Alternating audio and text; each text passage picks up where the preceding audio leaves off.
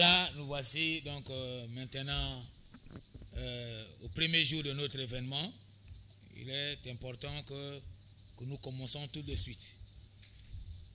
Alors, aujourd'hui, nous allons introduire et à partir de demain, nous rentrerons vraiment au vif du sujet. Et après demain, nous allons conclure.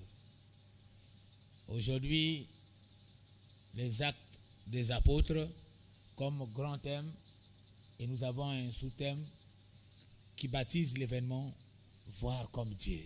C'est vraiment, c'est pas facile. Amen. Pour voir comme Dieu, il faut que tu me comprennes très bien. Parce que sinon, tu risques de te perdre. Voir comme Dieu, c'est pas facile. Aucun homme ne peut voir comme Dieu. Mais on nous demande quand même de voir comme Dieu pour avancer. Si on n'arrive pas à voir comme Dieu, on ne peut pas avancer. Ce n'est pas possible. Notre façon de voir des hommes et la façon de voir de Dieu sont complètement... Parce que lui, il est esprit et nous sommes naturels. Lui vit dans le surnaturel, mais nous vivons dans le naturel. On n'a pas la même façon de voir des choses. Nous voyons avec les cinq sens. Donc l'un des éléments de cinq sens, la vue. Et lui, il voit avec la vision. La vue te dit ce que tu es. Mais la vision t'envoie dans le futur, dans l'inconnu. Amen. La vision te demande de naviguer dans l'inconnu, mais la vue te présente ce que tu es. Ton insuffisance, ton incompétence, tes erreurs, tes fautes, et même pour les orgueilleux, leur façon d'être, élégance et tout ça. Amen. Alors, donc l'introduction, le titre reste le même, voir comme Dieu. Et demain, on aura un autre titre. Je pense que le programme est affiché. Demain, on aura un autre titre. Et après demain, un troisième titre pour terminer. Alors, comme je disais, voir comme Dieu, ce n'est pas donné à n'importe qui. Nous allons passer à la première lecture pour avancer. Nous allons regarder donc Exode 33, 18 à 20. Exode 33, le verset 18 à 20, je lis la parole de Dieu. Amen. Moïse dit, fais-moi voir ta gloire. L'Éternel répondit, je ferai passer devant toi toute ma bonté, et je proclamerai devant toi le nom de l'Éternel. Je fais grâce à qui je fais grâce, et miséricorde à qui je fais miséricorde. L'Éternel dit, tu ne pourras pas voir ma face, car l'homme ne peut me voir et vivre. Amen. Amen. Acclame pour la parole. Alors, voir ici, c'est percevoir.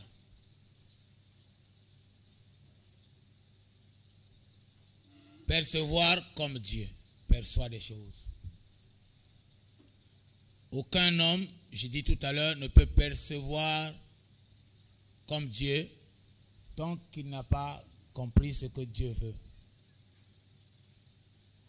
Regardez un triomphateur, Moïse, qui vient de triompher la mer Rouge. Il a triomphé sur l'Égyptien Pharaon. Vraiment, il a impacté et en temps normal, il devait s'arrêter là. Pour lui, il était dans la gloire. Mais ce type-là, Moïse, comprend que c'est un pseudo-gloire. Il est allé encore vers Dieu pour dire, moi je veux voir ta gloire. Mais lorsqu'on regarde sa vie, on constate que Moïse a triomphé. Donc, c'est un triomphateur qui devait déjà se reposer et s'asseoir, dire que c'est bon, j'ai triomphé, là je vais donc accéder à Canaan sans problème. Mais il se rend compte que dans son parcours, il y a quelque chose qui manque. Il ne voit pas comme Dieu, il ne perçoit pas comme Dieu perçoit les choses. Et il va vers Dieu, il dit, Seigneur, je veux percevoir ta gloire. Je veux voir ta gloire. Écoutez la réponse du Seigneur. Le Seigneur lui dit, aucun homme, aucun, ne peut me voir étant vivant. Bien-aimé, tu veux faire l'œuvre de Dieu et avoir la gloire. Tu es trop vivant. Tu es trop vivant. Il dit, aucun homme ne peut me voir et rester en vie. Donc pour voir Dieu, il faut mourir. Si tu ne meurs pas, tu ne verras jamais la gloire de Dieu. Tu veux avancer. Ici, là, ce n'est pas l'église. Ici, ce n'est pas la croisade. Ici, moi, j'ai en face de moi des hommes qui sont mis à part pour l'évangile. Pour faire voir aux hommes que la gloire de Dieu existe. C'est possible, frère, maman, que tu vives la gloire de Dieu. Amen, amen. Que le monde témoigne qu'on avait un frère ici qui a vécu dans la gloire de Dieu. La gloire de Dieu, ce n'est pas quelqu'un qui vit sans problème. La gloire de Dieu, c'est quelqu'un qui vit dans le triomphe. On triomphe toujours un problème. Je parle à quelqu'un. On n'a pas d'impact sans problème, sans souci. Pour impacter, il faut savoir affronter des problèmes. Évite de fuir des problèmes, de reculer devant les problèmes. Les problèmes, on les affronte et on traverse. Moïse voulait la gloire, Dieu lui a dit, c'est pas possible. Personne. Personne. Il faut mourir. Tant que tu restes vivant, tu ne verras pas ma gloire. Tu vas avoir ce qu'on appelle le succès, mais il faut faire extrêmement attention. Il faut faire extrêmement attention. On parlera de ça tout le long, on parlera même du succès. Tu vas comprendre que la majorité d'entre nous ont perdu la gloire de Dieu à cause du succès. Le succès, l'élévation, c'est une charge. Il dit, venez à moi, vous tous qui êtes chargés, fatigués. L'argent, c'est une charge. Quand ton argent, tu ne lui donnes pas, c'est lui qui prend la charge. Toi, tu dois rester sans charge. Si tu prends la charge d'argent sur toi, tu prends la charge de l'élévation sur toi, le succès sur toi, tu succomberas. Je te parle. Si Dieu te parle quand même, on dit amen. Même moi-même, j'ai dit amen de ce que lui est en train de dire déjà. C'est bien pour moi-même. Pour toi aussi, je pense que c'est intéressant. Amen. Tous nous apprenons aujourd'hui certaines choses. On ajoute sur ce que nous avons aujourd'hui là. Demain, notre conférencier viendra, on ajoutera encore. Au fur et à mesure, c'est ce que j'ai dit tout à l'heure, que c'est toujours parfait et imparfait. Parfait aujourd'hui, mais imparfait sur le temps. Et demain, un autre viendra ajouter encore. Au fur et à mesure et jusqu'à ce qu'on quitte. Le message, la parole de Dieu est standard sur l'infini. Mais chacun de nous a une partie jusqu'à ce qu'il finisse. Les autres viendront au fur et à mesure. Et prends Marc 8, 35. Qu'est-ce que ça dit là-bas? Marc 8, le verset 35. Car celui qui voudra sauver sa vie la perdra. Mais celui qui perdra sa vie à cause de moi et de la bonne nouvelle la sauvera. Amen. Celui qui voudra sauver sa vie, parce qu'il pense qu'il est déjà arrivé, il la perdra. Celui qui accepte de perdre sa vie parce qu'il sait que là où il est là, c'est une grâce, et la même grâce peut lui encore emmener plus loin, qu'il accepte de perdre sa vie. Ça veut dire quoi? Perdre sa vie, c'est perdre ta façon de vivre qui ne glorifie pas Dieu. C'est ça une vie qui n'est pas possible de voir Dieu. Si tu n'acceptes pas de perdre cette qualité de vie que tu gardes précieusement, tu ne verras pas Dieu. Aujourd'hui, on a des gens, des frères dans l'église. Tous ils disent qu'ils voient Dieu. Dieu m'a dit. Dieu t'a dit quoi? Amen. Dieu t'a dit quoi? Pour dire que Dieu m'a dit. Dieu t'a dit, quand on regarde la vie de Dieu m'a dit, sa vie même ne glorifie pas le Dieu qui dit là. Et je ne vois pas comment lui, Dieu peut le parer. Vous qui aimez des prophéties, il faut voir aussi la vie de celui qui te donne la prophétie. Il n'est pas mort, il est vivant. Amen.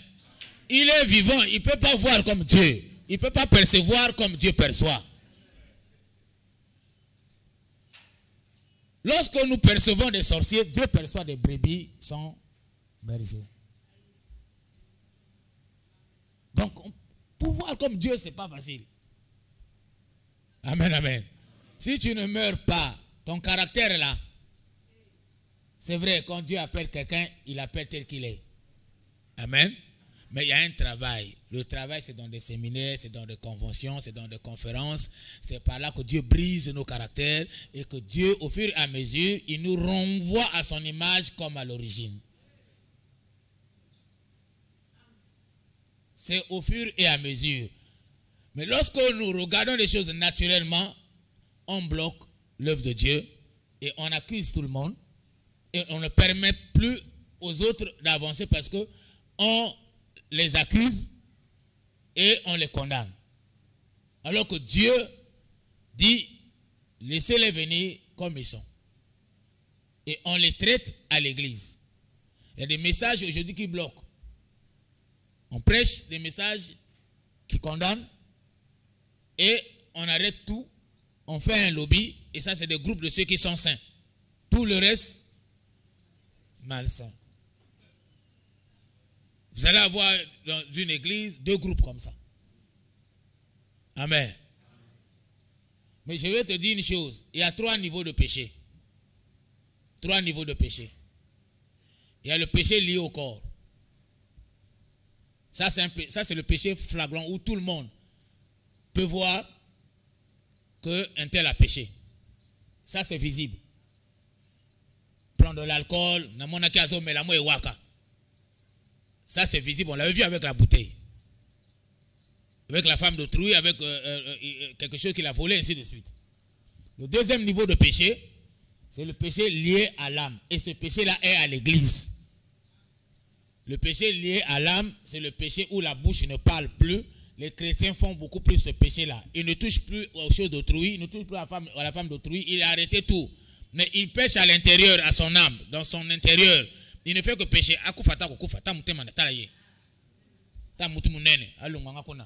Mais tu n'as pas sorti ça. Je ne sais pas si vous comprenez. Mais n'oublie pas que le Saint-Esprit sonde les cœurs. Même le cœur de Dieu. Ce n'est pas ton cœur qui ne peut pas arriver de sonder. Amen, amen. Donc le Saint-Esprit souligne tout ça. Les péchés liés à l'âme, ce sont des péchés des chrétiens. Tu ne le vois plus dans un bar. Mais il est dans un bar à l'intérieur. Amen. Alors, le troisième niveau de péché, c'est le péché lié à l'esprit. Ça, c'est pour des pasteurs. Ils pêchent à la chair même.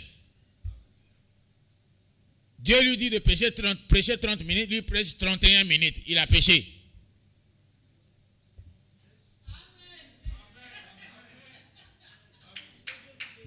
Donne-moi amen, je continue. Est-ce que c'est intéressant? Il a péché. Ça, c'est pour les pasteurs. Quand c'est comme ça, nous, on pense que les pasteurs, nous là, les apôtres, là où je suis là, je suis saint. Personne n'est saint. On est tous des pécheurs, nous vivons par la grâce de Dieu. Alors donc, arrête de condamner le premier niveau. Voir comme Dieu, c'est ça. Le premier niveau là, c'est fraglon. Oui, toi aussi, tu fais le même péché que lui.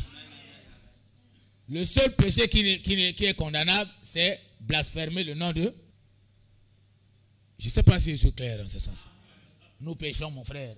Donc arrête de condamner les autres. Avançons. Est-ce qu'on peut avancer? Alors, donc je disais que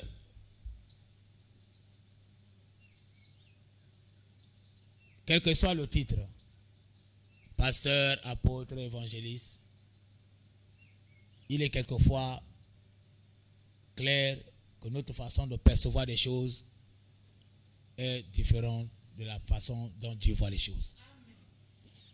Quel que soit le niveau. Amen. Donc, il est important que nous comprenions que la vie là, notre façon de voir la vie, c'est très souvent ce que nous sommes qui détermine ce que nous on voit.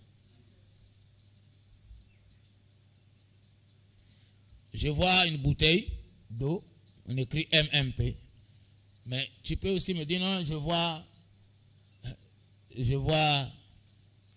un congélateur, c'est ton opinion.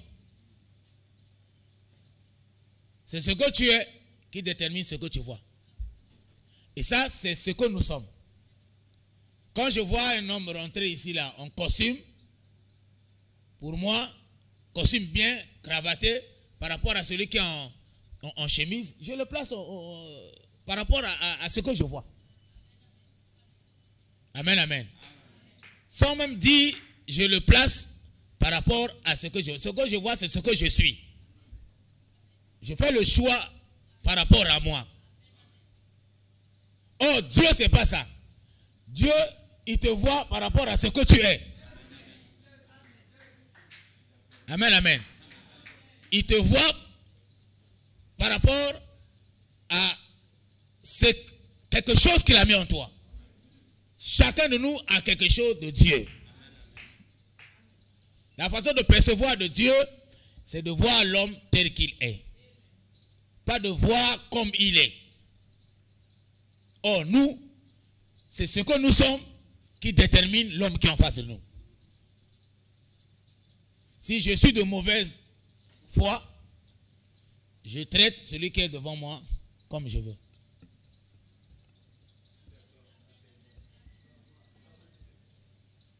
Et c'est ça qui crée des problèmes dans nos églises. On fait maintenant, en ce moment-là, le choix. Celui qui te plaît, c'est celui que celui qui donne beaucoup, c'est celui que tu ignores. Il y a des valeurs qui sont dans l'église qu'il faut chercher à voir comme Dieu. Tu ne peux pas diriger l'affaire de Dieu sans voir comme lui. C'est lui qui t'a confié la chose. Tu vois à ta façon. Tu gères à ta façon. Il y a beaucoup, Dieu a tourné le dos. Amen. Beaucoup. Mon frère, tu as la grâce. Tu as la grâce. Ce point noir de m'écouter aujourd'hui. Ah, ça c'est une vérité. Hein? Amen, amen. Alors, ce que l'homme voit, c'est ce qui détermine ce que lui voit. C'est ce que il fait. Il fait en fonction de ce qu'il est. S'il ne vit pas Christ, il ne va pas te traiter comme Christ. Amen. Oui. Il ne va pas te traiter avec respect. Il traite deux personnes de façon différente. Celui qui est en veste est traité avec respect. Celui qui est en t-shirt est traité avec moins de respect. C'est par rapport à ce que lui voit. Mais Dieu a deux personnes égales devant lui. Je ne sais pas si je parle à quelqu'un. Mais toi, tu as deux personnes différentes. Mais Dieu a deux personnes égales devant lui. Et ce qui nécessite fortement que nous apprenions aujourd'hui ce que nous intitulons voir comme Dieu. L'homme respecte quelqu'un tel qu'il voit, mais pas tel qu'il est. Là, j'insiste là-dessus pour qu'on comprenne. On respecte quelqu'un tel qu'on le voit, pas tel qu'il est. Ça, c'est selon nous. Ah, vous n'avez pas mon respect. Pourquoi lui n'est pas mon respect? Pourquoi l'autre mon respect? Nous apprenons autre chose que le monde. Nous devons nous accrocher à ce que nous-mêmes, on a cru. On a cru au Seigneur, Jésus-Christ comme Seigneur et Sauveur, il nous a envoyé le Saint-Esprit pour nous enseigner. Mais nous refusons ces enseignements-là et nous voulons vivre comme nous sommes. Alors que nous sommes déjà déplacés du monde vers le royaume. Il y a un langage là-bas. Il y a un mode de vie là-bas. Il y a des modes opératoires là-bas. Mais nous ne voulons pas apprendre ça pour vivre dans le monde. On a honte. On a peur que les gens parlent. Alors que c'est notre mode de vie. Nous devons nous efforcer à vivre donc comme Dieu voit les choses. Amen, amen. Alors, nous retrouvons dans ce cas-là 3 types donc, de perception. La manière, la façon de voir. 3 types. Je suis à mon introduction aujourd'hui, mais suis-moi attentivement. La première perception, c'est une vue obscure. C'est-à-dire une perception obscurcie. Une perception obscurcie. Alors,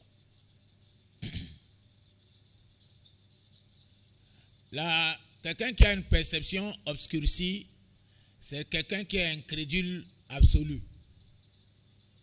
Un incrédule absolu, c'est celui qui n'a pas la connaissance réelle de Dieu. Il ne connaît pas vraiment, c'est pas qu'il ne veut pas connaître, mais il ne connaît pas vraiment. On ne lui a jamais présenté Dieu. Donc il a une intelligence, une façon de voir obscurcie.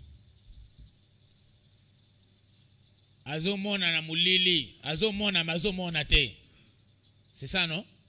Obscurcie. Alors, donc je disais qu'une vie obscurcie, c'est une vie sans connaissance de Dieu.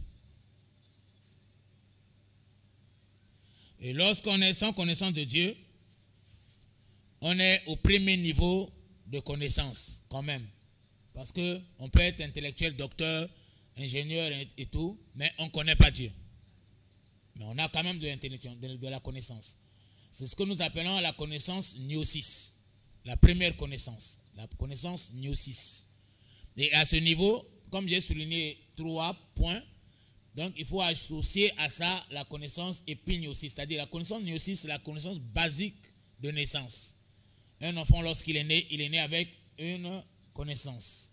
Même de là où se trouve la mamelle de sa mère, personne ne lui indique. Vrai ou faux?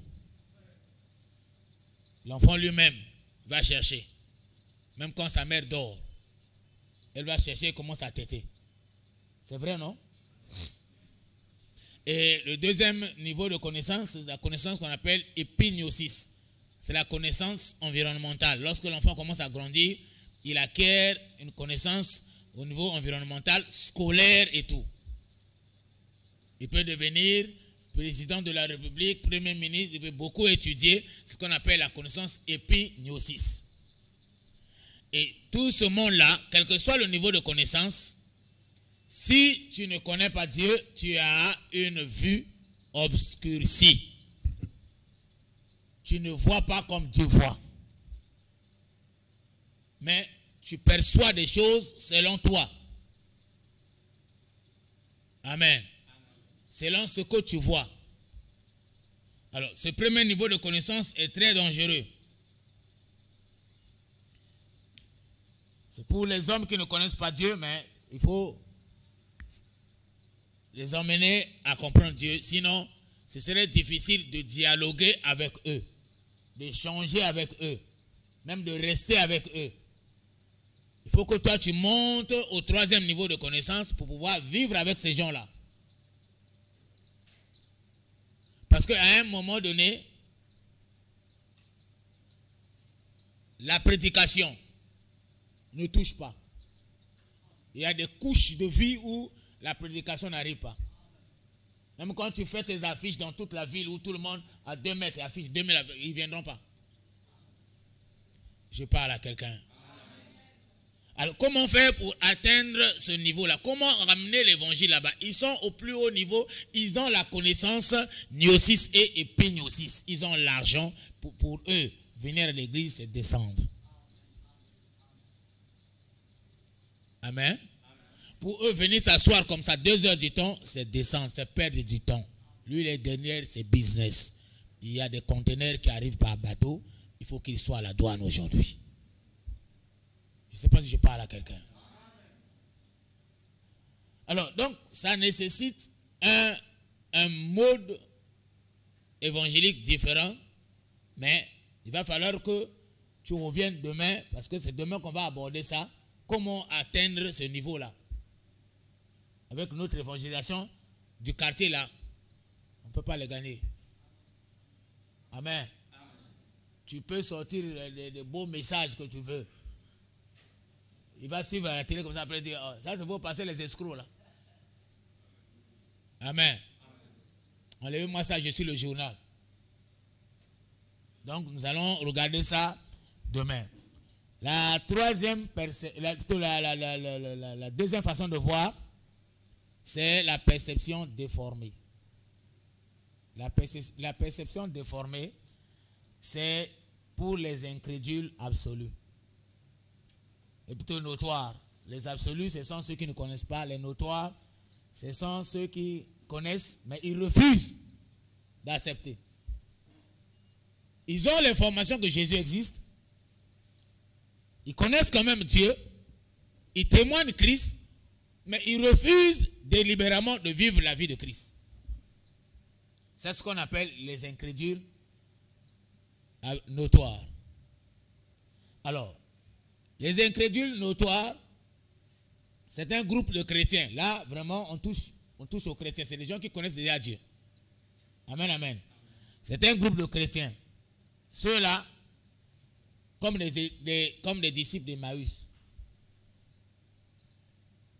ils étaient avec Jésus. On peut le lire si vous voulez dans Luc 24, 13 à 19. Luc 24, le verset 13 à 19.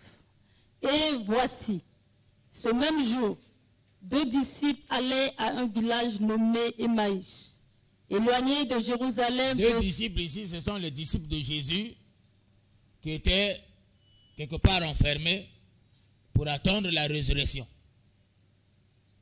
Et ces deux-là s'échappent, donc se détachent du groupe pour aller à Emmaüs. Pour eux, il y a un événement, le prophète est ressuscité. Pour les deux là. Écoutez, allons. Éloigné de Jérusalem de 60 stades. Oui. Et ils s'entretenaient de tout ce qui s'était passé. Oui. Pendant qu'ils parlaient et discutaient. Tout ce qui s'était passé le jour de la résurrection. Ils sont là le jour de la résurrection. Oui. Jésus s'approcha. Oui. Et fit route avec eux. Le ressuscité vient. Il fait route avec eux. Mais leurs yeux étaient empêchés de le reconnaître. Leurs yeux étaient obscurcis, mais déformés. Je dirais plutôt déformés directement. Amen, amen. Parce que c'est les gens qui l'avaient vu. Jésus n'a pas changé. Mon frère, Jésus n'a pas changé. Amen. Le même Jésus qu'on prêche en Chine, c'est le même Jésus que nous prêchons aujourd'hui. Amen. Mais voilà les gens qui sont avec Jésus et qui n'arrivent plus à le reconnaître. Qu'est-ce qui s'est passé? 3 ans et demi avec lui. Mais il se détache. Le jour de la résurrection où Jésus avait dit, je serai ressuscité après 3 jours, 3 nuits. Jésus est ressuscité, Jésus avec eux, mais ils n'arrivent pas à le reconnaître. C'est parce qu'ils refusent d'accepter. Pour eux, Jésus n'est pas Dieu, Jésus est prophète. Ils étaient avec Jésus, mais pour eux là, pour les deux là, Jésus est prophète. Jésus n'a jamais dit qu'il est prophète. Jésus n'est jamais prophète. Qui t'a prêché comme ça? Pourquoi tu prêches à l'église que Jésus est prophète? Écoutez, là, partout dans la Bible, c'est les deux là seulement, les 2 disciples qui ont dit que Jésus est prophète. Écoute, continue. Les 2 disciples de Jésus. On se dit que nous sommes dans l'église de Jésus, mais nous ne prêchons pas Jésus réellement. On ne le connaît pas. Voir comme Dieu. Voir comme qui?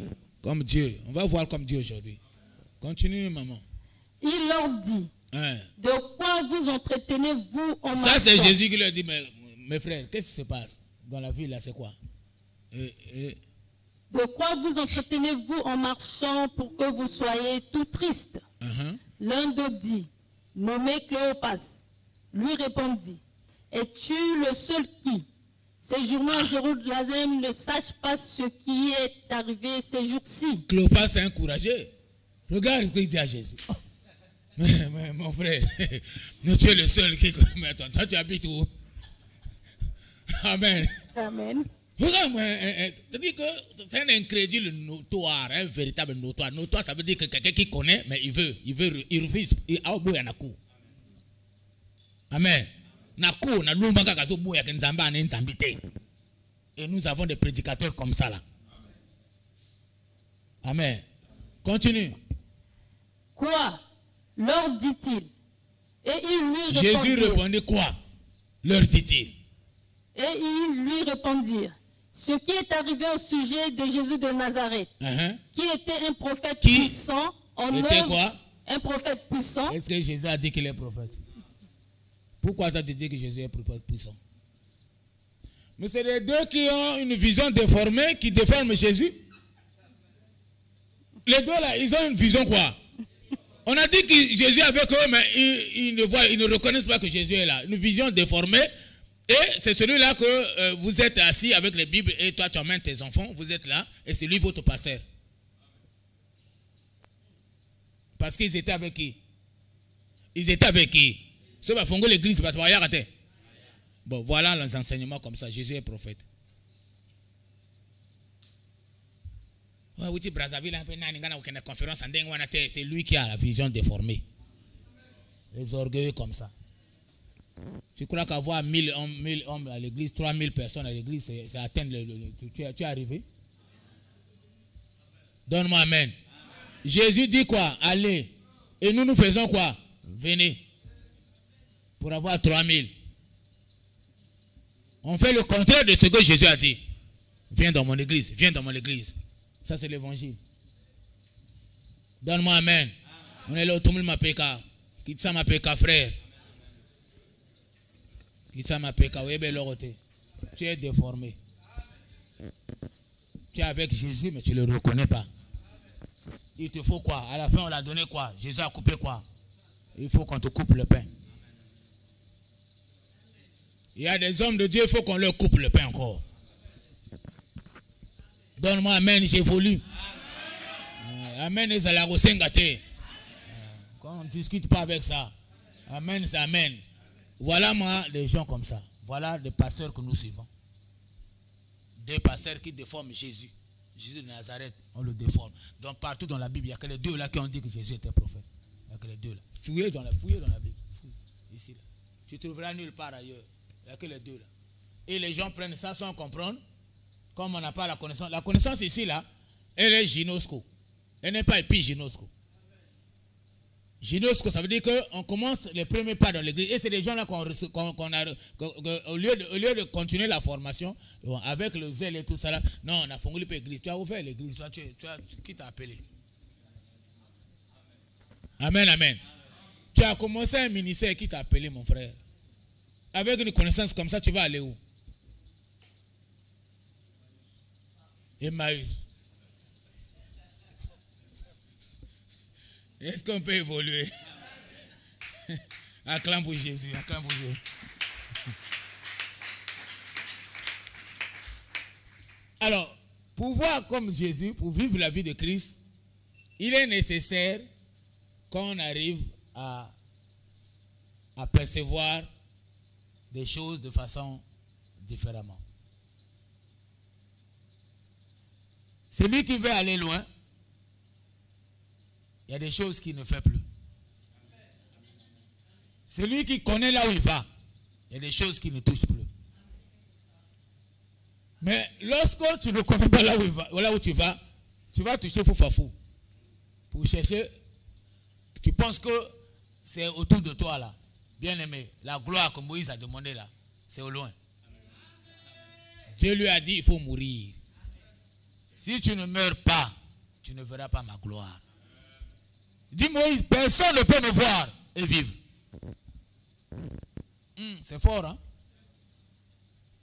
Tu es trop vivant, mon frère. Tu es trop vivant. L'évangile ne marche pas avec les vivants. Amen, amen.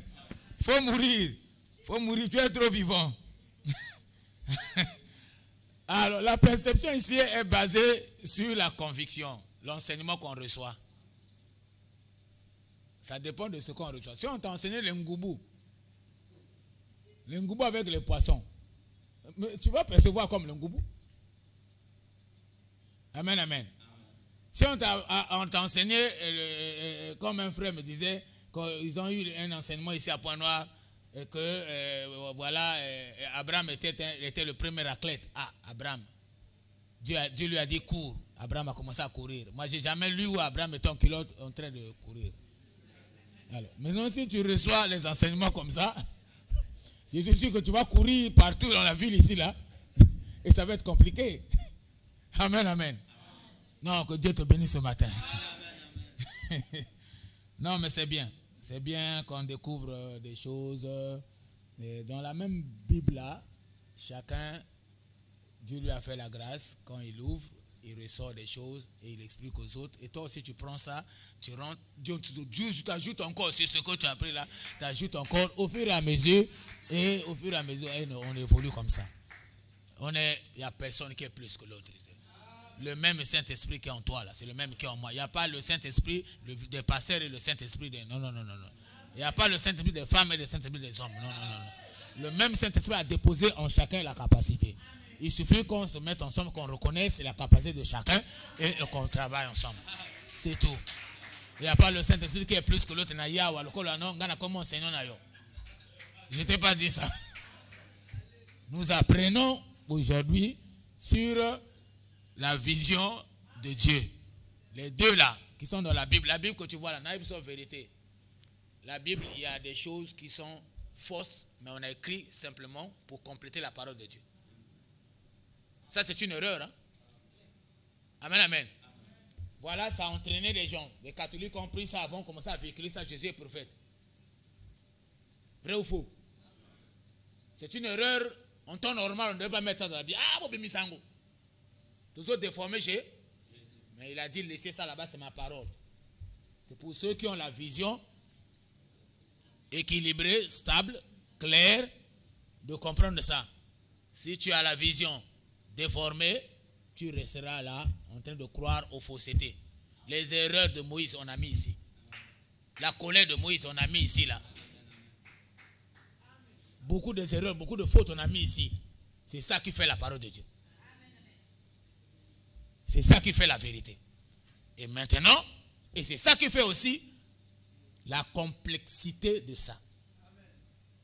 C'est pas compliqué, mais c'est complexe. On a besoin du Saint-Esprit pour nous emmener ici. Pour que tu navigues ici, là. Quelqu'un te dira, j'ai lu la Bible. J'ai lu la Bible. C'est un universitaire.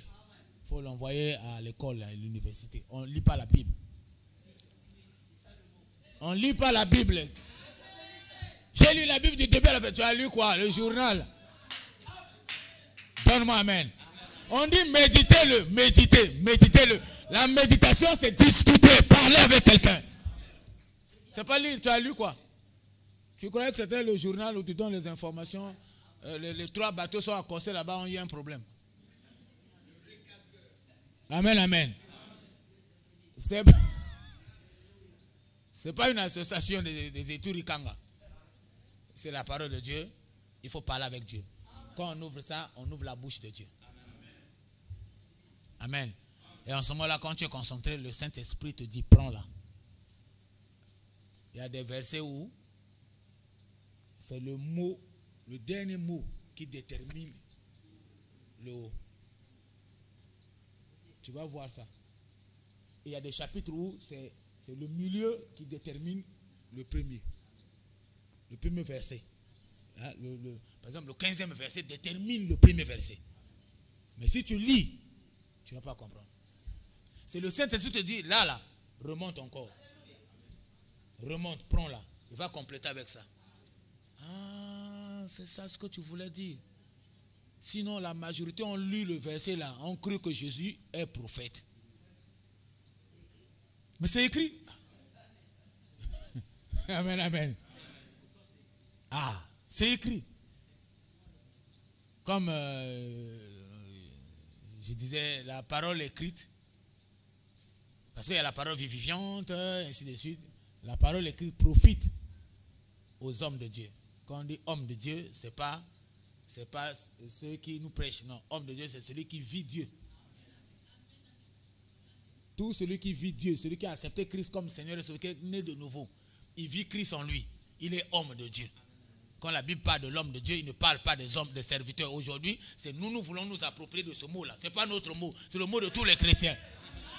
Homme de Dieu, homme de Dieu. Quel homme de Dieu? Toi-même là, tu es bordel, là, tu es homme de Dieu, toi.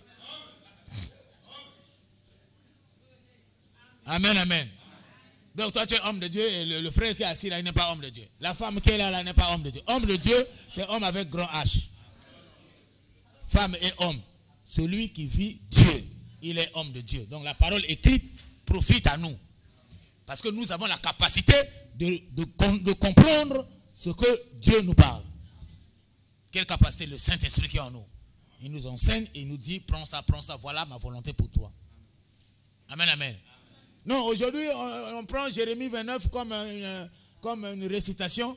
J'ai des projets. Dieu va faire le projet pour toi. Amen. Non, il faut qu'on soit clair.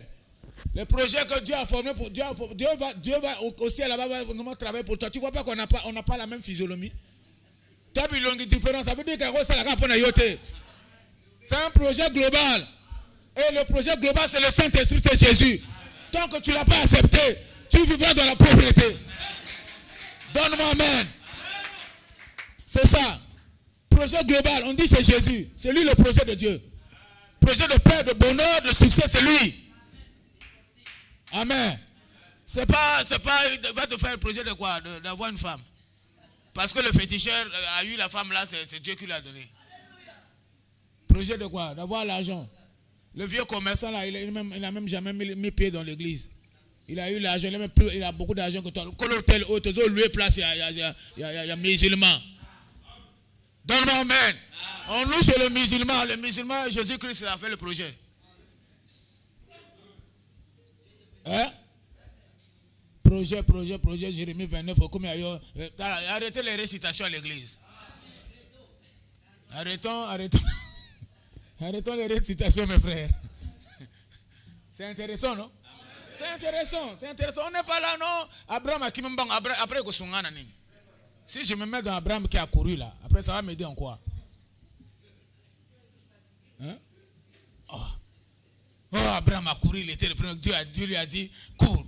Oh, mon frère, tu vas fatiguer le vieux Abraham pour rien. Il a d'abord un enfant qui cherche, qui n'a pas trouvé. Là, tu vas lui demander qu'il court. Pour quelle formation? Que Dieu vous bénisse. Alors, donc, c'est ça la vision déformée. On déforme même les Écritures, même la vérité. Donc, lorsqu'on a une connaissance épiginosko, ça nécessite, s'il vous plaît, que tu montes à la connaissance, plutôt à la connaissance gynosco, ça nécessite qu'on monte à la connaissance épiginosko. La connaissance épiginosko, c'est l'intimité avec Dieu, l'intimité avec le Saint-Esprit. Et ça, en ce moment-là, nous pourrions donc avoir en ce moment-là une vision équilibrée. Une vision équilibrée, c'est celui qui perçoit des choses comme Dieu perçoit. C'est celui qui voit des choses comme Dieu voit des choses. Et c'est possible qu'on arrive là. Amen, amen. Bien, mais il y a toujours 3 niveaux de vie chrétienne. Il y a des bons, des agréables et des parfaits. La Bible dit que ne vous conformez pas au siècle présent. Je veux simplement que vous soyez transformés par le renouvellement de votre intelligence pour comprendre la volonté de Dieu. Ce qui est bon, agréable et parfait. Oh, ce qui est bon, c'est pour les jeunes gens. Amen. Les jeunes gens aiment très souvent tout ce qui est bon. Bonbon, bonbon, bonbon. Et dans le bonbon, pour avoir le bonbon, il faut demander. Lui n'a pas de moyens. Il est dans le demander. Oh, il y a le demander, il y a le chercher et il y a le frapper. Amen, amen. Il y a des jeunes gens, il y a des enfants, il y a des pères. Il y a des bons, il y a d'agréables, il y a des parfaits. Alors quand tu vis dans le bon, quand tu sers Dieu dans le bon, tu vas être ce moment-là en train de demander des choses, alors que les autres ont déjà dépassé ça. Amen, amen. Et les demandeurs sont dans la prière, beaucoup plus la prière. Depuis que j'ai commencé ici, je ne t'ai pas dit non, il faut prier. Dieu a dit à Moïse, il faut prier. Non. Dieu a dit à Moïse, il faut mourir. Amen. Il faut mourir pour me voir. Ce n'est pas dans la prière. Aucun homme dans la Bible a réussi par la prière. Aucun. Aucun. Qui? Tu as trouvé qui? Jésus lui-même. Le dernier qui a bouclé. Le dernier pasteur. Tu vas me dire qui? Jésus lui-même. 40 jours, 40 quoi? Dès qu'il soulève la tête, qui est là? Dès qu'il a sorti le mot, le Satan était là. Dès qu'il a sorti, il a ouvert sa bouche. Le Satan était là. Satan fait quoi? La parole de Dieu. C'est ça la sémence. La prière vient pour arroser. Quand tu es seulement dans demander, tu vas souffrir avec ton ministère. Seigneur, donne-moi. Il va te donner quoi? Il t'a tout donné déjà. Tout est là. Il va te donner quoi? Manifeste ce que tu as. Et maintenant, le problème, c'est quoi? C'est la connaissance maintenant. Et les conférences comme ça nous permettent de comprendre un certain nombre de choses pour pouvoir mettre en application et avoir un ministère qui monte. Amen, amen. Alors, les demandeurs, lorsqu'ils demandent, la Bible dit, tu demandes, tu trouves. Tu trouves quoi? Tu trouves le bonbon? Tu vas trouver quoi? Bonbon. Les demandeurs sont des enfants, oui ou non? Lui-même, quand il demande le bonbon, quand tu lui achètes le bonbon, après la première personne à refuser, c'est toi. Essaie de lui demander le bonbon, il va dire, ce sont les hommes de Dieu. Quand Dieu donne l'argent, lui, il ne veut pas donner l'argent. Lui, il prend tout pour lui. Alors, quand on passe au niveau, cherchez et vous trouverez. Là, on commence à comprendre un peu un certain nombre de choses. On commence à chercher. On commence à chercher la vérité, mais on n'a pas encore trouvé. La vérité est où? Il faut d'abord trouver la porte. Il faut d'abord trouver quoi? La porte. La porte, c'est qui? C'est Jésus. Il dit, je suis là. Il n'a jamais dit qu'il était prophète. Lui, il s'identifiait à des choses.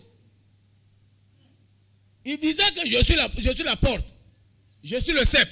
Je suis ceci. Il n'a jamais dit que je suis le prophète. Je suis prophète. Il n'a jamais dit ça. Il dit, je suis venu montrer le nom de mon Père.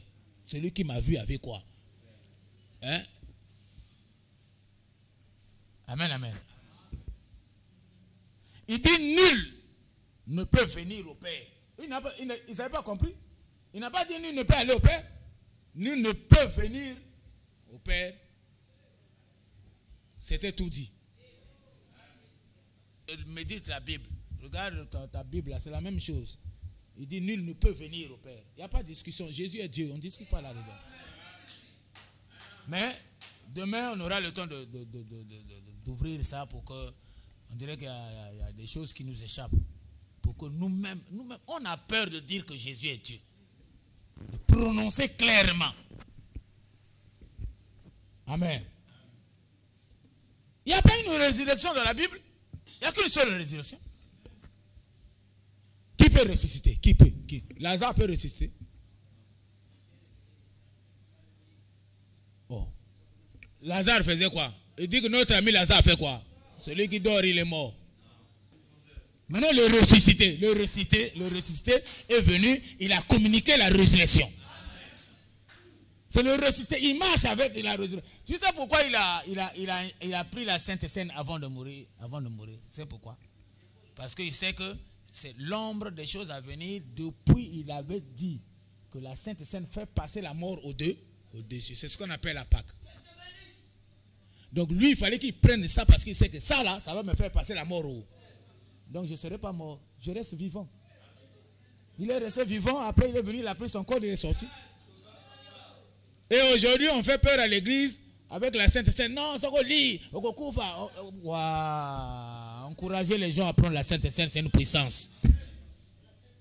Ce sont les Corinthiens qui avaient la vision déformée. Et ça a créé la mort là-bas. Ce n'est pas dans toutes les églises. Encourager les gens à prendre la Sainte Seine. C'est une puissance. C'est une force. Et c'est pour la rémission des péchés.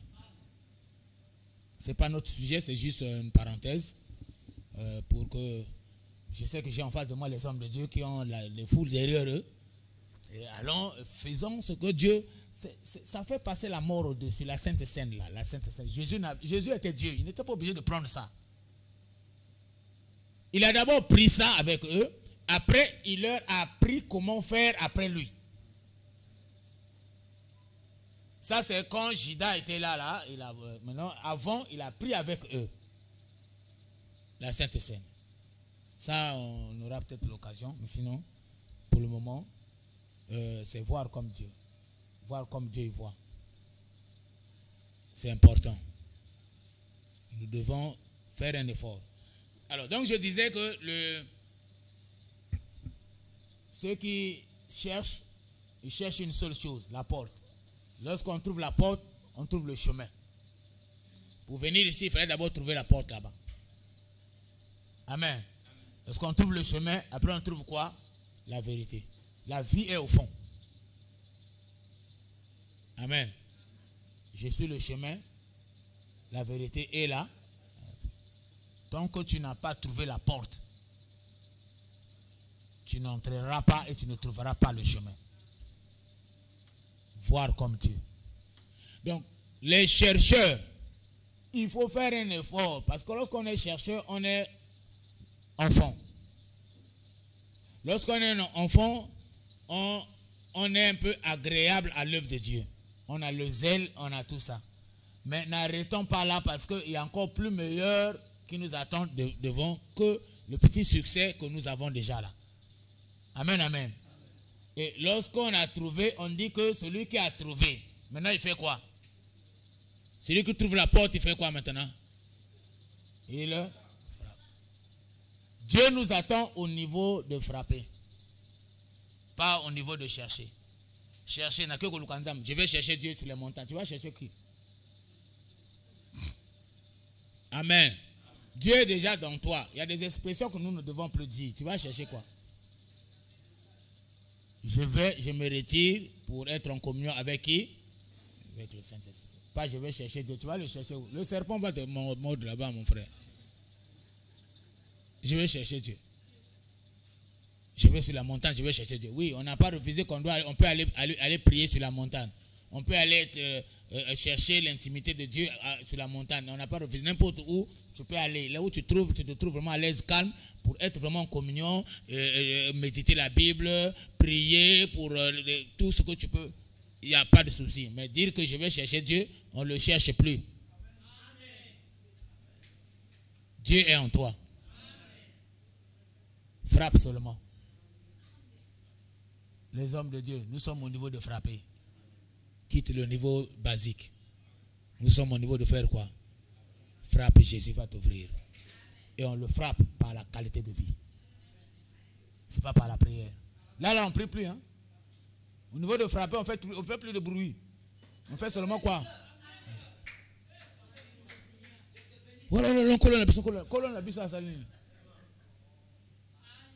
Là-bas, c'est avec ça, calmement. Il te parle, donc vous découvrez des choses. Et tu es en intimité avec eux. Et là, tu peux développer ton oreille à l'écouter. Pas vocal. Il parle à l'intérieur de nous. Oui, après, non. Depuis les autres, non, je ne peux pas t'embrouiller là-bas. Si tu n'as pas reçu ce don-là, de l'écouter, comme ça, là, arrête. Lui, il parle des dons. Et ça, là, la capacité d'écouter des dons, là, c'est donné à tout le monde. Parce qu'il habite en toi.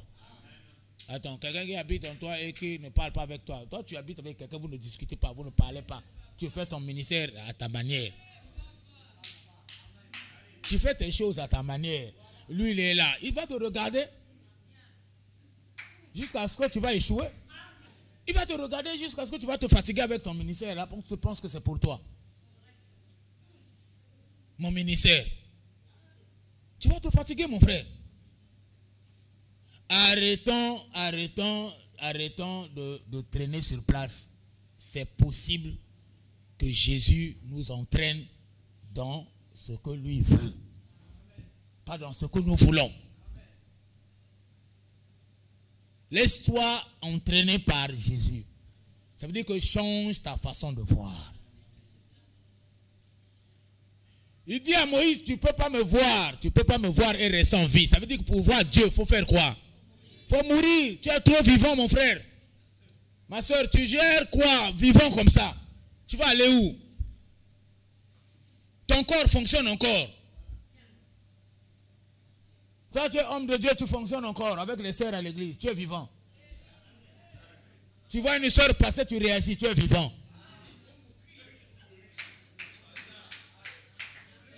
Tu es une servante de Dieu, la femme de pasteur, c'est ton problème, tu es vivant. Tu es trop vivante?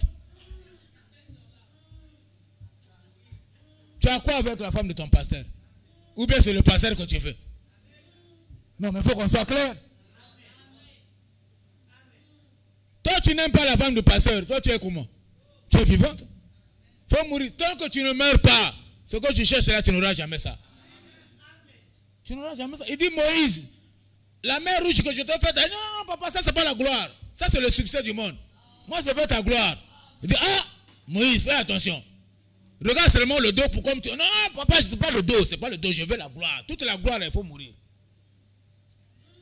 Oh, mais le dos, là, non, si tu veux toute la gloire, là, si ce n'est pas le dos, si tu veux seulement le dos. Il y a des hommes de Dieu qui ont vu seulement le dos de Dieu. Avec l'église, au moins de 600 personnes, 800 personnes, 2000 personnes. Allez, pour lui, là, ça c'est le dos de Dieu, mon frère. Il y a la gloire plus que ça. Dans l'œuvre de Dieu, il y a la gloire plus que ça. Ne t'arrête pas sur le dos de Dieu. Moi, il dit non, papa, c'est pas le dos de Dieu que je veux. C'est pas ton dos là. Ton dos là, c'est bon. Mais c'est la gloire. Il dit, ah, ok. Comme tu veux ça, il faut faire quoi? Malgré ça, le gars est resté vivant. Il a arrêté son parcours, oui ou non? Malgré que Dieu lui a parlé. Nous ici, nous avons tous ici le parler de Dieu. Vrai ou faux? Mais ça dépend de ce que tu fais de ça. Il est resté vivant. Est-ce qu'il était rentré? Il n'est pas rentré. Tu veux rentrer? Mon frère, là, c'est possible que tu impactes ce pays. Dieu ne fait exception de personne. Toi, ta vue, c'est ta vue qui te limite. Nos 5 sens. Il faut faire les sens. Si tu veux servir Dieu, il faut quitter le 5 sens. Quitte la vue. Parce que la vue te donne l'image de ce que tu es maintenant. Et il commence à te dire, voilà tes faiblesses. Toi, tu es l'enfant de qui? Tu as un nom? Alors, regardons un peu Ésaïe 54, 2. Dieu nous demande ici quelque chose d'important. Élargis l'espace de ta tente. Qu'on déploie les couvertures de la demeure. Ne retiens pas, allons. Tes cordages et affermis tes pieds. Amen. L'Éternel nous demande d'élargir notre façon de voir. Élargir l'espace de ta tente, c'est simplement élargir sa vision. Quitte la vue, rentre au niveau de la vision. Il y a une différence entre la vue et la vision. La vue, ce sont les activités de l'église. Oui. La vue, ce sont les activités de l'église. La vision, c'est le royaume. Il y a une différence entre les activités, faire les activités, les croisades et tout ça là, et vivre le royaume. L'impact, la réussite c'est dans le royaume, mais pas dans les activités. Tu peux faire autant d'activités que tu veux. Mais si tu ne vis pas Christ, tu n'es pas dans la gloire. Sinon, il y a des francs-maçons qu'on peut dire qu'ils sont dans la gloire. Le mot gloire n'est pas donné aux gens de ce monde. Amen, amen. Le mot gloire est donné aux chrétiens. C'est aux chrétiens de manifester la gloire de Dieu, l'impact, le succès, la paix. Le mot paix, tu ne trouveras pas ça. Même si on dit pays de paix, c'est pas titre de paix. Comment on peut encore appeler ça? Aucune personne n'a la paix et ne peut donner la paix. Ni la joie. Ce sont les éléments qui viennent par le Saint-Esprit. Je parle à quelqu'un. Et certains confondent même la bonne moralité avec la vie chrétienne. Amen. Ne confondez pas la bonne moralité avec la vie chrétienne. Et la vie chrétienne, elle n'est pas facile à vivre. On peut faire semblant, mais lorsqu'on vit Christ, il y a des éléments qui sont visibles plus que la bonne moralité. C'est-à-dire que celui qui a la bonne moralité devant une situation et celui qui vit Christ devant une situation, il traverse les situations de façon différente. Celui qui a la bonne moralité perd la paix parce qu'il n'a pas de paix en réalité. Mais celui qui vit Christ traverse la situation avec la paix. Amen, amen. Il traverse la situation et certains même se disent, ah, mais comment lui, telle situation, mais il est peut dégager comme ça, on ne comprend pas. Mais il est dans son fort intérieur, on lui dit que c'est possible que tu traverses ça.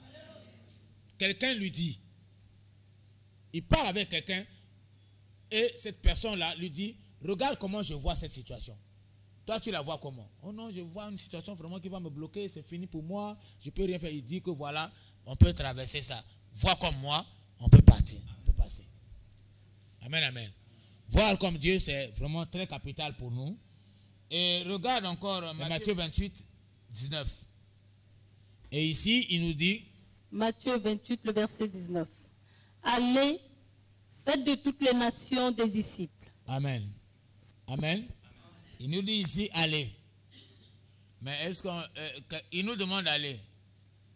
Toi, tu demandes à ton enfant d'aller te chercher soit un gobelet à la cuisine. Toi-même, tu as déjà vu le gobelet, oui ou non? Hein? Il nous demande d'aller. Il demande aux disciples d'aller.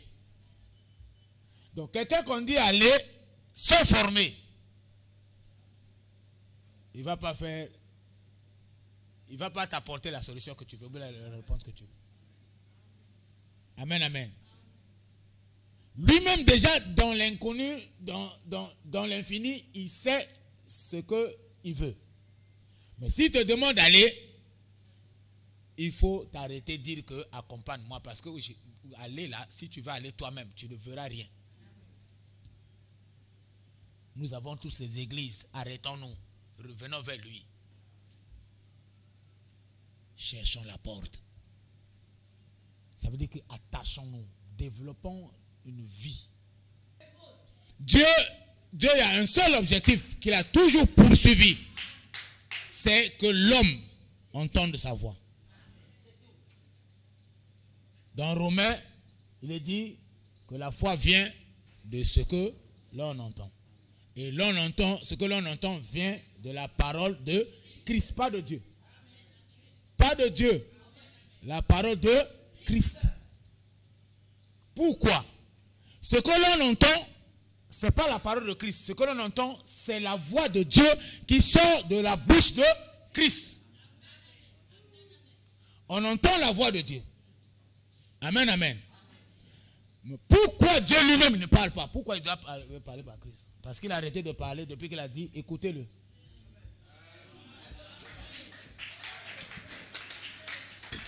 La première dispensation, il a parlé à Adam. Adam n'a pas écouté. Ça, c'est l'ignorance. La connaissance, il a parlé à Adam, Ève et l'autre. rien. Il est passé à la gouvernance.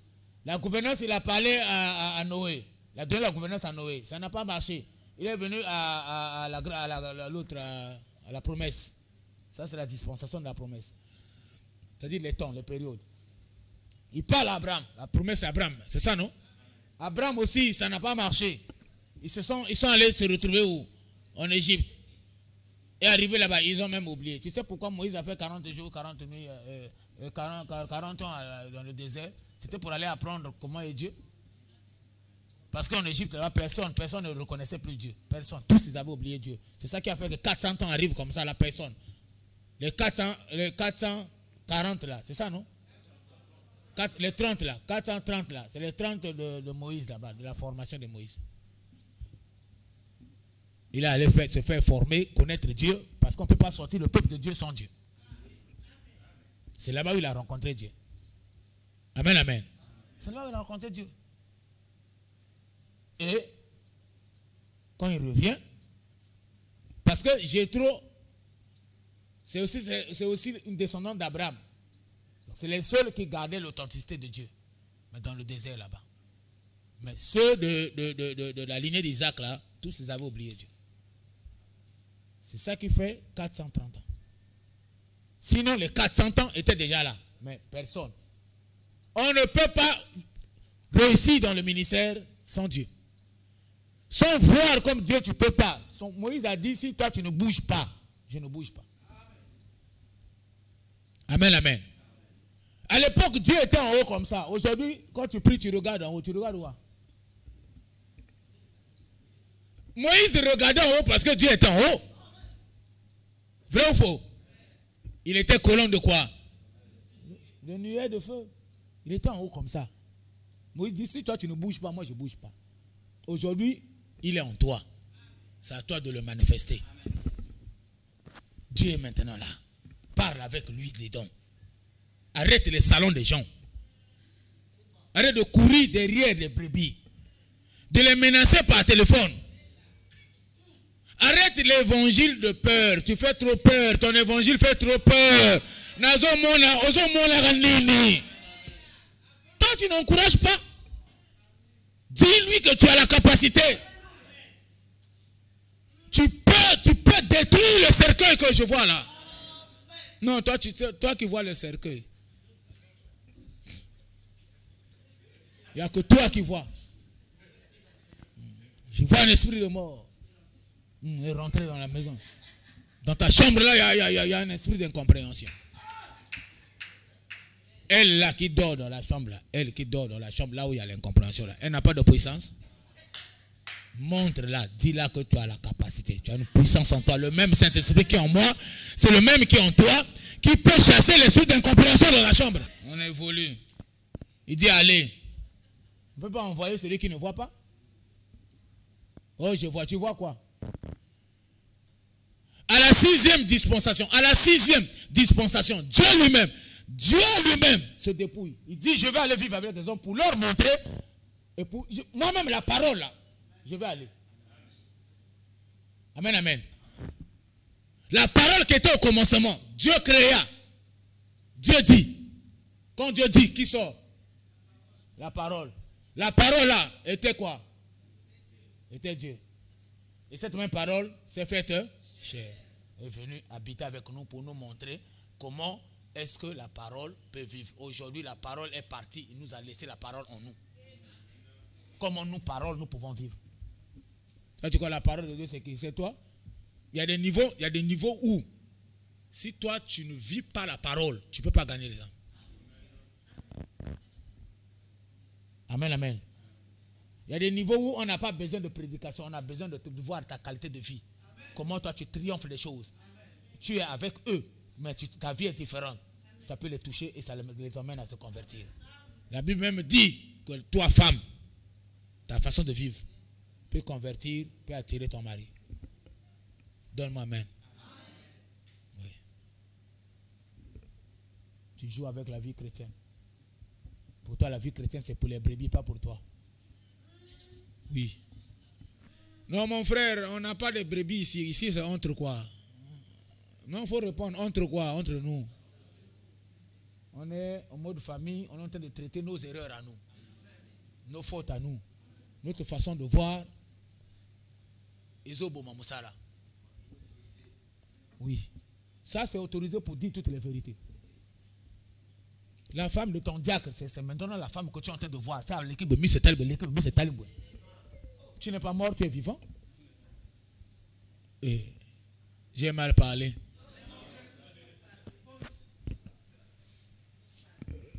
C'est la femme du diacre. Quand maman va mourir, je vais te prendre. Mais donc, toi, c'est...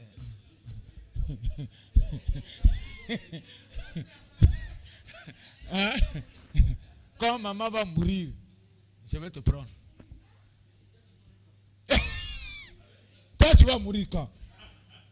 Dieu t'attend pour que tu meurs là, tu ne veux pas mourir. Toi, c'est maman que tu veux. Non. Mon frère, tant qu'on n'est pas mort dans notre façon de faire, la façon de faire de Dieu n'apparaîtra pas. La façon de faire de Dieu ne vient pas de l'autre que tu copies là. La façon de faire de Dieu est en toi. Mets-toi en communion. Trouve-toi l'endroit que tu veux. Monte sur la montagne ou loue même une chambre d'hôtel, une semaine de... Cherche l'intimité. Dis-lui tes faiblesses. Il n'y a aucun homme qui est fort. Moïse, quand même, malgré son erreur, a impacté. Moïse a impacté vraiment. Amen, amen. Moïse a fait que le peuple sur terre mange la nourriture physique naturelle préparée au ciel là-bas. La nourriture tombe par terre, mais il n'y a pas de poussière. Déjà cuit. Cette nourriture-là, des enfants qui avaient traversé avec leurs sandales, les sandales croissaient, des habits. On dit que c'est une nourriture extraordinaire. C'est-à-dire que c'est quelqu'un qui a impacté. Même Pierre, avec ses faiblesses, a marché sur l'eau.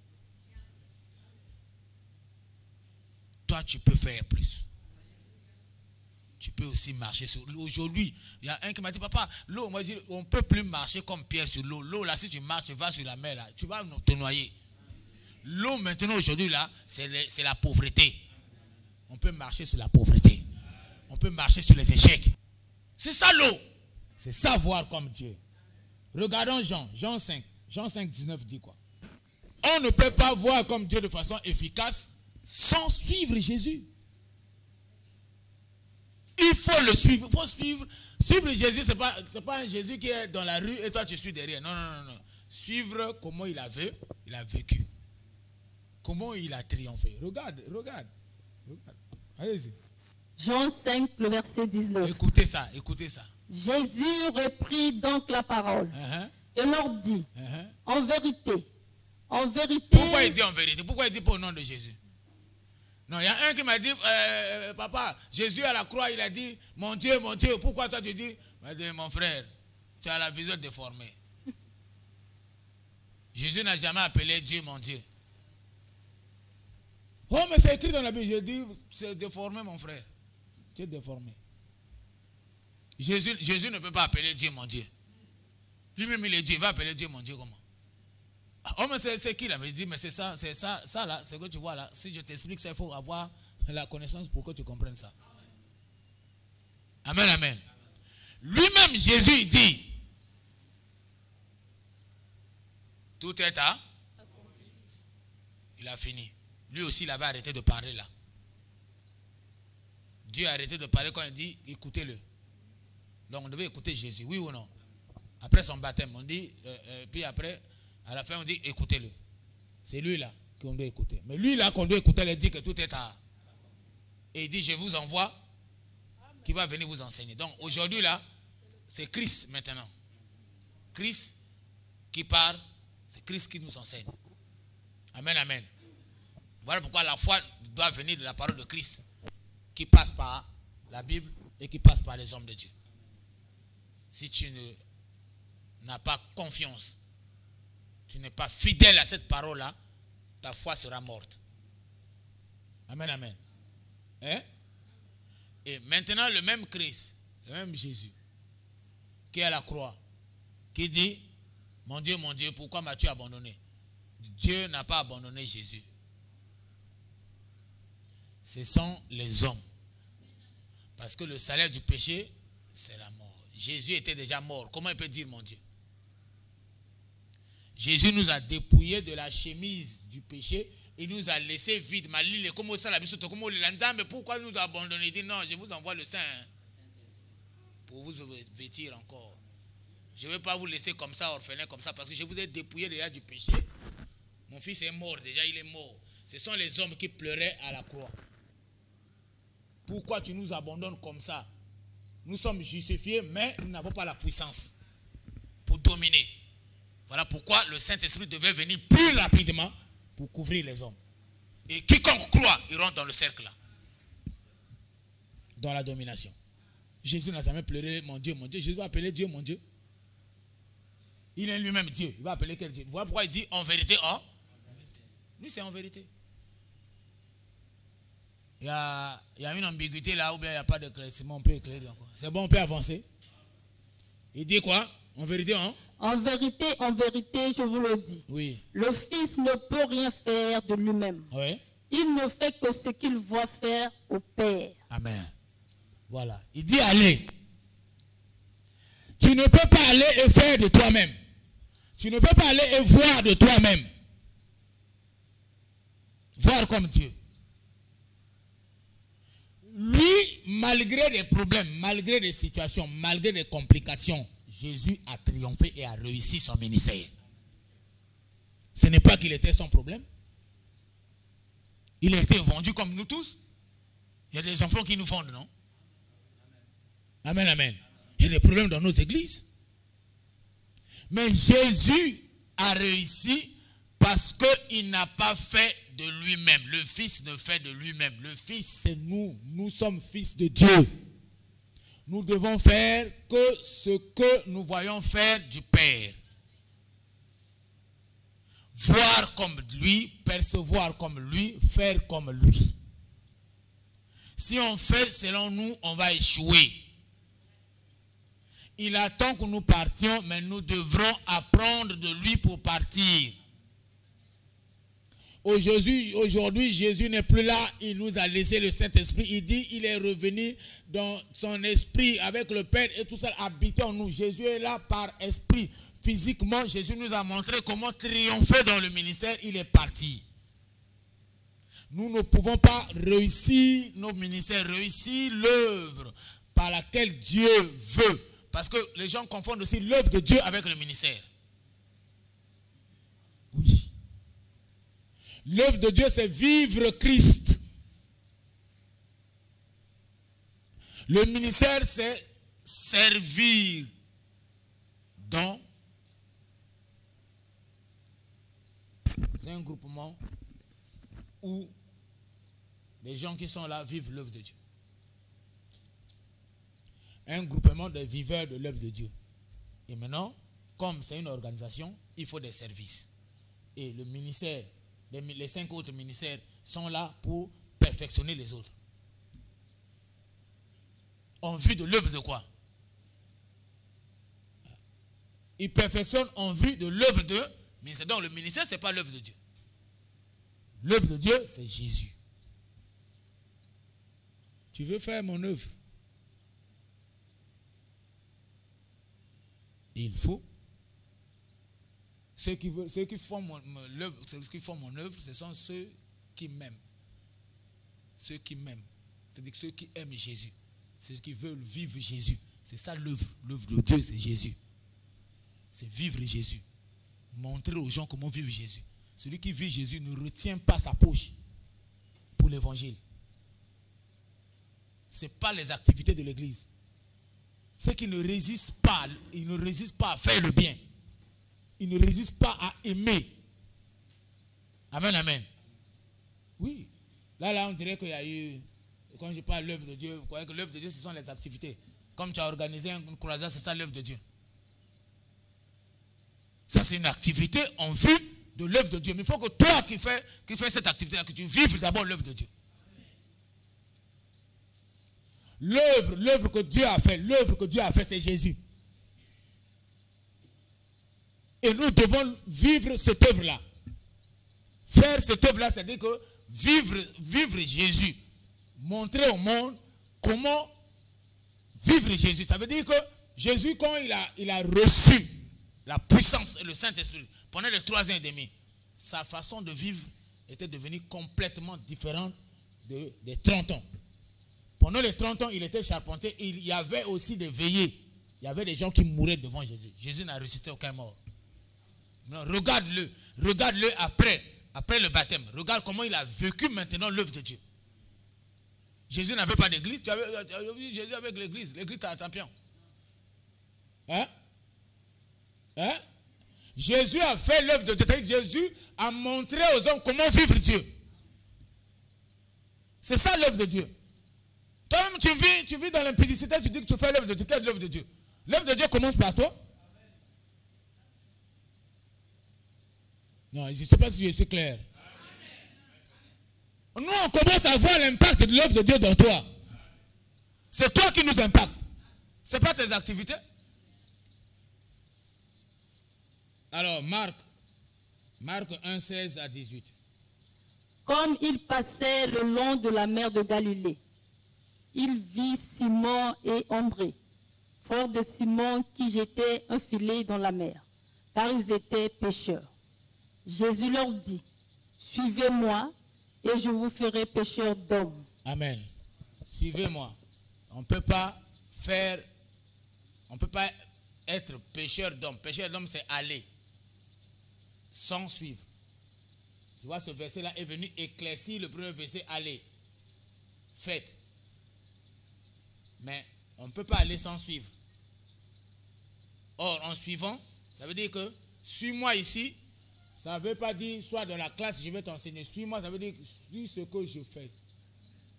Vis ce que je vis. Vois comme ce que je... C'est suis-moi. Amen. Là, c'est clair, on peut avancer. Suis-moi ici. C'est voir comme lui voit. Percevoir comme lui perçoit des choses. Lorsqu'il perçoit une brebis, mais nous percevons des sorciers, des sirènes. Et là, tu publies ça dans toute l'église. La sœur Intel est sirène. Tu fais quelle œuvre? Tu vois comme qui? Il voit des gens sans brebis, fatigués et tout ça là pour les aider. Et il te prend, il dit, va. Et toi, tu vois tu vois des sorciers devant toi. Tu vois des impudiques. Mais oui, mais c'est des impudiques comme ça qu'on veut que ce soit transformé.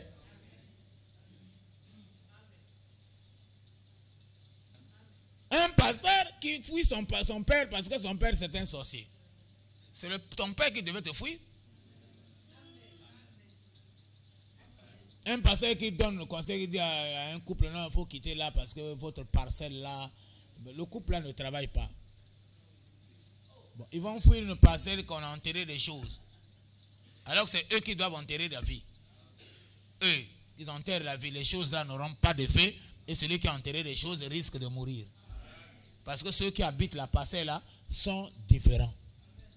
Au lieu de les enseigner comme ça que vous avez la capacité que vous avez là, vous pouvez neutraliser tout ce qu'on a enterré ici. Toi, tu les fais fuir la parcelle. Bon, bah, qu'est-ce qu'on va souffrir? Toi, tu vas leur donner l'argent. Évangile gauche. Encouragez-leur. La puissance était descendue sur tout le monde. Vous recevrez une puissance quand le Saint-Esprit viendra. Si tu es sûr que tes chrétiens, que tes membres là, ont reçu réellement le Saint-Esprit, c'est qu'ils ont la puissance. Non, pourquoi tu ne veux pas qu'ils utilisent leur puissance? Pourquoi tu les fais peur?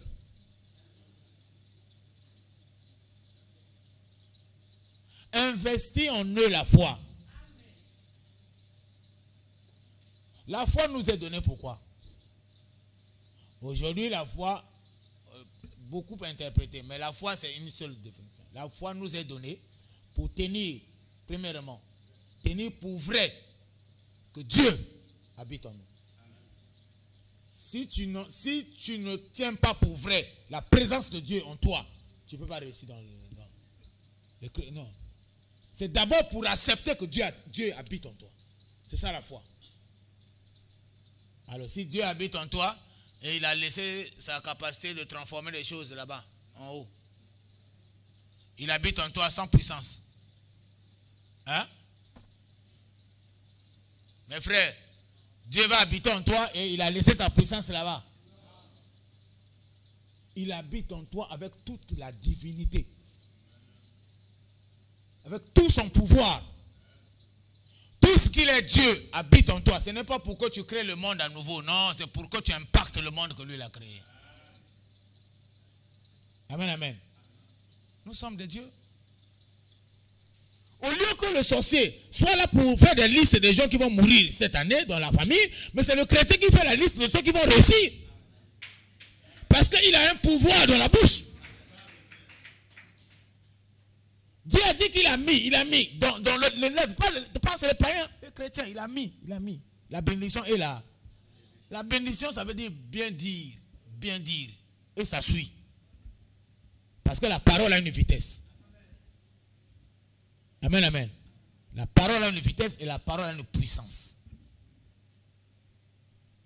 La parole, tout a été fait par la parole. Et cette même parole a été implantée en nous. A été implantée en nous. Pourquoi? Pour que nous faisions aussi des choses dans notre famille, dans notre vie. Un chrétien parle trop. Voilà pourquoi sa bouche là, ça n'a plus de puissance. Tu as 4 heures du temps de calomniage. Maintenant, 2 heures de prière. Ta prière n'aura pas d'impact. 5 minutes de prière. Kolo, je te remercie. Même si tu ne te remercies pas, il est déjà remercié. Oh Seigneur, je t'élève. Toi, il est déjà élevé. Il n'a pas besoin de toi pour être élevé. Toi, c'est ton problème à toi. Règle tes problèmes pour que tu sois puissant. Dieu nous a tout donné. Je suis déjà à la fin. Mais tu dois savoir que Ézéchiel a fini par créer par sa bouche. Que Dieu vous bénisse.